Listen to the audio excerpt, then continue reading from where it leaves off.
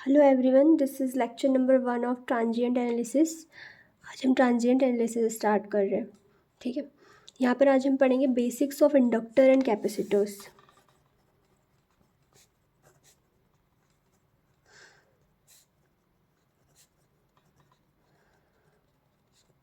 सबसे फर्स्ट पढ़ेंगे हम लोग क्या, कैपेसिटर के बारे में। ठीक है, तो कैपेसिटर के बारे में हम पढ़ेंगे। एक चार्ज स्टोरिंग डिवाइस होती है कैपेसिटर। जैसे कि एक सर्किट मान लिया हमने, जिसमें वोल्टेज हमारा वीसी ऑफ टी है, करंट हमारी आईसी ऑफ टी फ्लो हो रही है। यहाँ कैपेसिटर है जिसकी कैपेसिटी कितनी है, सी है, और चार्ज कितना स्टोर हो रहा है यहाँ पर, क्यू सी ऑफ टी। हम सारी इंस्टेंटेनियस वैल्यू मान रहे हैं, ठीक है, यहाँ पर टी के टर्म्स में। तब हमको पता है चार्ज क्या होता है, डायरेक्टली प्रोपोर्शनल टू वोल्टेज। ठीक है, so Q C of T क्या हो जाएगा, C V C of T. यहाँ पर सी क्या है, एक प्रोपोर्शनलिटी कांस्टेंट है जिसको हम लोग कैपेसिटेंस बोलते हैं। ठीक है,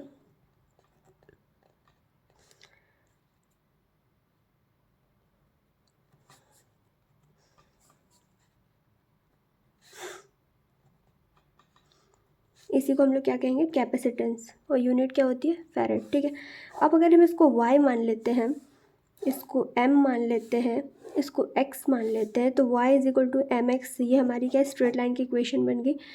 और वो तो डायरेक्टली हमको दिख ही रहा है कि vc के प्रोपोर्शनल है qc ऑफ t, मतलब लीनियर इक्वेशन बनेगी। ठीक है, लीनियरली किसके किसके बीच में, qc of t and vc of t के बीच में। एम क्या है यहाँ पर स्लोप हमारा क्या है, कैपेसिटेंस। ठीक है, ये फर्स्ट पॉइंट क्लियर हो गया। अब सेकेंड पॉइंट हम पढ़ेंगे इसके बारे में, इसी में कैपेसिटर में। सेकेंड पॉइंट क्या है हमारा कि Q of T is equal to V C of T.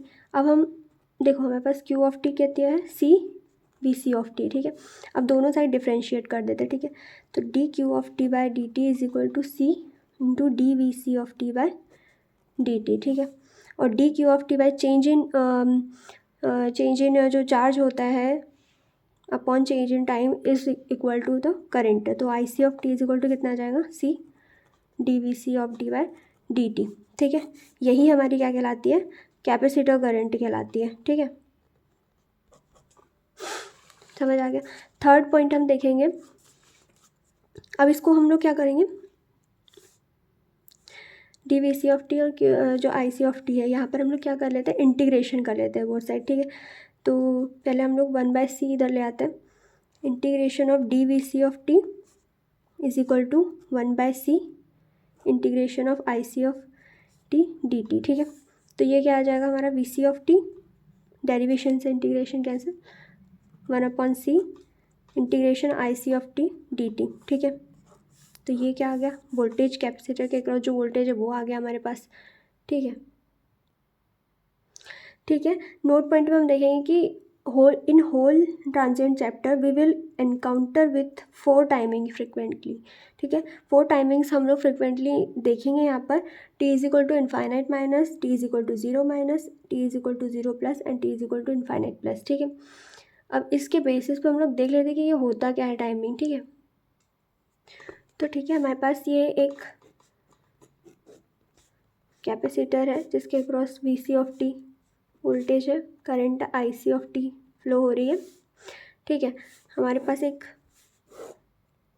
Wave form है आई सी ऑफ टी और टी के बीच में। ठीक है, तो ये जो हमारा लेट सपोज ये रीज़न है, यहाँ पर कहीं माइनस इन्फिनिटी है, यहाँ कहीं 0 माइनस है, यहाँ कहीं 0 प्लस है, यहाँ कहीं इन्फिनिटी प्लस है, या प्लस इन्फिनिटी जो भी बोल सकते हैं। ठीक है, ये समझ आ गया। अब हमको पता है कि वी सी ऑफ टी हमारे पास कितना होता है, 1/c I C of T D T, अभी हमने निकाला। ठीक है, ये समझ आ गया। मतलब ये क्या शो कर रहा है, ये क्या शो कर रहा है, area under I C of T versus T show कर रहा है। ये इंटीग्रेशन मतलब क्या, ठीक है, तो ये क्या कर रहा है, एरिया शो कर रहा है, area under I C of T versus T. ठीक है, ये शो कर रहा है। अब ये हमारा क्या कहलाता है, ये हमारी इनफाइनाइट स्टेट है। ठीक है। ये स्टडी स्टेट कहलाती है, ये स्टडी स्टेट कहलाती है, ये इनिशियल स्टेट कहलाती है। ठीक है, ये इनिशियल और स्टडी स्टेट कहलाती है। ठीक है, अब हम क्या करेंगे, ये एरिया निकालेंगे, कितना, कहाँ से कहाँ तक। फर्स्ट हम लोग एरिया इंटीग्रेशन मान लेंगे, लिमिट माइनस इन्फिनिटी से 0 माइनस तक। सेकेंड मान लेंगे 0 माइनस से 0 प्लस। थर्ड मान लेंगे 0 प्लस से इन्फाइनेट प्लस। ठीक है, तो अब हमारा VC कितना आ जाएगा, 1/c integration of minus infinity से 0 minus IC dt plus 1/c integration of 0 minus से 0 plus IC dt plus 1/c 0 plus से इन्फाइनाइट प्लस IC dt। ठीक है, ये जो टर्म है 0 माइनस से 0 प्लस, ये तो सारे सिग्नल के लिए क्या होगा, 0 हो जाएगा, except delta of T. Impulse के लिए क्या होता है, 1 होता है। ठीक है, 0 नहीं होता है, और बाकी सारे सिग्नल्स के लिए 0 होता है। ठीक है, यहाँ तक समझ आ गया। तो हम यहाँ पर ये लिख भी देते हैं कि true for all signal except del of T, ये तो हमने लिख ही चुके हैं। ठीक है, तो हमारे पास VC फाइनली क्या आ जाएगा, एक्सेप्ट डेल ऑफ टी के लिए बता रही हूँ मैं, है ना। तो क्या आ जाएगा हमारा, 1/c या इन्फाइनाइट से 0 minus IC dt plus 1/c 0 plus से इन्फाइनाइट प्लस IC dt। अब हम क्या करेंगे, at t is equal to 0 plus पे VC निकालेंगे। तो VC 0 प्लस कितना आ जाएगा हमारे पास, 0 प्लस जब भी रखेंगे तो ये वाली टर्म तो 0 हो जाएगी, 0 प्लस वाली एग्जिस्ट करेगी। ठीक है, तो हमारे पास क्या आ जाएगा, 1/c 0 प्लस ये एग्जिस्ट करेगी IC dt। तो ये किसके बराबर आ गई, 0 माइनस के बराबर आएगी। 0 माइनस पे देखेंगे तो यही टर्म्स मिलेगी हमको। ठीक है, तो हमारे पास क्या निकल के आया कंक्लूजन, कि VC 0 plus is equal to VC 0 minus होता है। ठीक है, किस केस में, कैपेसिटर के केस में हमेशा जो वोल्टेज है वो 0 माइनस पे इसकी वैल्यू 0 प्लस पे वैल्यू के बराबर रहेगी। ठीक है, हमको ये मिल गया। तो अब हम इसको ऐसा लिख सकते हैं कि VC is equal to VC 0 plus 1/c integration of 0 plus to t, जो फाइनली हमारा बचा, t मान सकते हैं, प्लस इन्फिनिटी को हमने t ले लिया। ठीक है, IC dt। ठीक है, ये हमारी क्या आ गई, इनिशियल कंडीशन वोल्टेज में। ठीक है, इनिशियली क्या वोल्टेज है हमारा कैपेसिटेंस के अक्रॉस, इनिशियल कंडीशन वोल्टेज है ये हमारे पास। ठीक है, ये क्या जो है, ये क्या है, इसका हम टाइम डोमेन इक्विवेलेंट बनाएंगे। ठीक है, तो इसका टाइम डोमेन इक्विवेलेंट क्या आता है,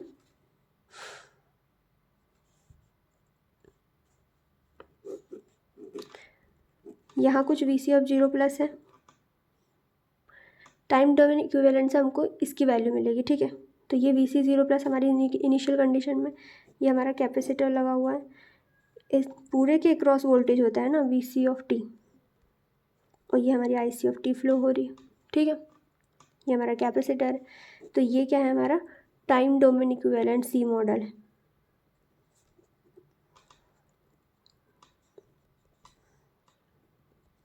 ठीक है, अब नेक्स्ट पॉइंट पे हम लोग क्या करेंगे, पावर और एनर्जी की बात कर लेते हैं।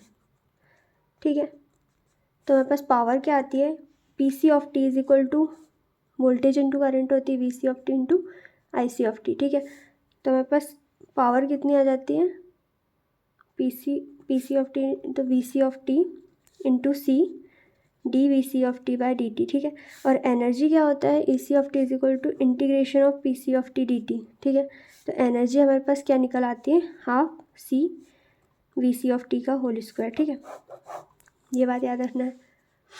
और हमको पता ही है कि VC 0 minus is equal to VC 0 plus होता है, VC 0 minus is equal to VC 0 plus. ठीक है, तो हमारे पास क्या होगा, EC 0 minus is equal to EC 0 plus होगा। ठीक है, ये जो सारी कंडीशंस हैं वो सारे सिग्नल्स के लिए एप्लीकेबल है, वैलिड है, बट एक्सेप्ट क्या, डेल ऑफ टी। तो यहाँ पर हम लिख देते हैं ट्रू ओनली फॉर सिग्नल्स,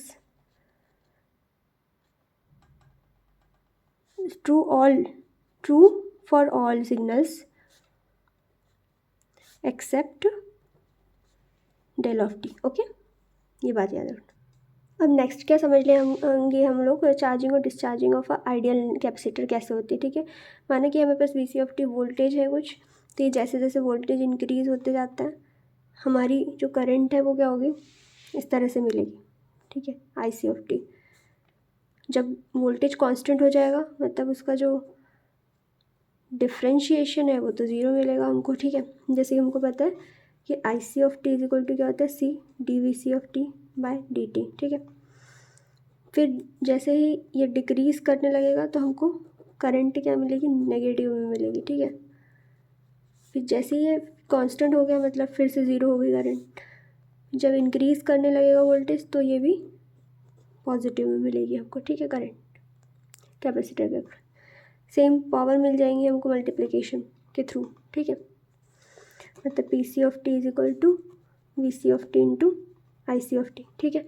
तो अब ये सब चीज करके हम लोगों को क्या कंक्लूजन मिलते हैं वो लिख लेते हैं। मोस्ट जो इंपॉर्टेंट पॉइंट्स होते हैं 3 ठीक 4।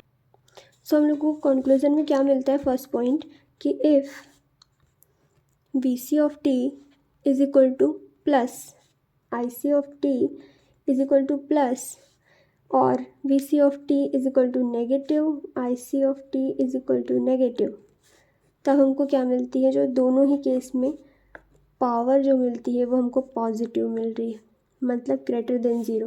इसका मतलब क्या है कि कैपेसिटर इज़ चार्जिंग और एब्जॉर्बिंग पावर, ठीक है। Capacitor is in charging condition, okay. और ऐसा भी बोल सकते हैं कि ये पावर एब्जॉर्ब कर, ठीक है। सेकेंड कंक्लूजन हमारे पास क्या निकलता है कि if VC of t is negative और IC of t is positive, और सेकेंड केस क्या बन सकता है कि VC ऑफ t पॉजिटिव है और IC ऑफ t नेगेटिव है, तब क्या होगा, हमारी पावर दोनों ही केस में नेगेटिव है, मतलब लेस देन ज़ीरो। इसका मतलब क्या है कि कैपेसिटर जो है इज़ इन डिस्चार्जिंग और डिलीवरिंग पावर, ठीक है। थर्ड हमारा नोट पॉइंट कंक्लूजन का, इससे हमको क्या मिलता है कि while charging and discharging the capacitor voltage polarity will remain same, ठीक है। पोलरिटी सेम नहीं होगी, सेम ही रहेगी, ठीक है, चाहे वो चार्जिंग कंडीशन में हो या डिस्चार्जिंग कंडीशन में हो। तो while charging and discharging the capacitor voltage polarity will remain same when the second क्या है, लास्ट जो पॉइंट है कंक्लूजन का, when the voltage across capacitor is a constant DC then capacitor behaves as open circuit at steady state, ठीक है। हम ये important point याद कर लेते कि अगर कोई DC सोर्स हम लोग अप्लाई करते हैं, DC है, कांस्टेंट है कैपेसिटर के क्रॉस वोल्टेज, तब जो कैपेसिटर है वो ओपन सर्किट की तरह बिहेव करेगा। When the voltage across capacitor is a constant DC then capacitor behaves as open circuit at steady state, ठीक है, ये समझ आ गया। मतलब क्या हुआ, हमारा IC ऑफ t 0 एम्पियर हो जाएंगे तो C जो होगा ओपन सर्किट हो जाएगा, ठीक है। नेक्स्ट हमारा पॉइंट है कि C इक्विवेलेंट, अगर हम सीरीज़ कनेक्शन की बात करें तो हमको क्या मिलता है, ठीक है, C इक्विवेलेंट तो 1/C इक्विवेलेंट सीरीज़ कनेक्शन में 1/C1 प्लस 1/C2 प्लस डेडेडेस प्लस 1/CN तक होता है, अगर हमारे पास n नंबर ऑफ कैपेसिटेंस है तो, ठीक है। सेकेंड हमारा पैरेलल कनेक्शन आता है, तो हमारे पास n नंबर ऑफ कैपेसिटेंस है तो C इक्विवेलेंट कितना देगा, C1 प्लस C2 प्लस डेडेडेस प्लस CN। ये पैरेलल कनेक्शन ऑफ रेजिस्टेंस की तरह है और ये सीरीज़ कनेक्शन ऑफ ये सीरीज़ कनेक्शन ऑफ रेजिस्टेंस की तरह है, ये पैरेलल कनेक्शन ऑफ रेजिस्टेंस की तरह है, ठीक है।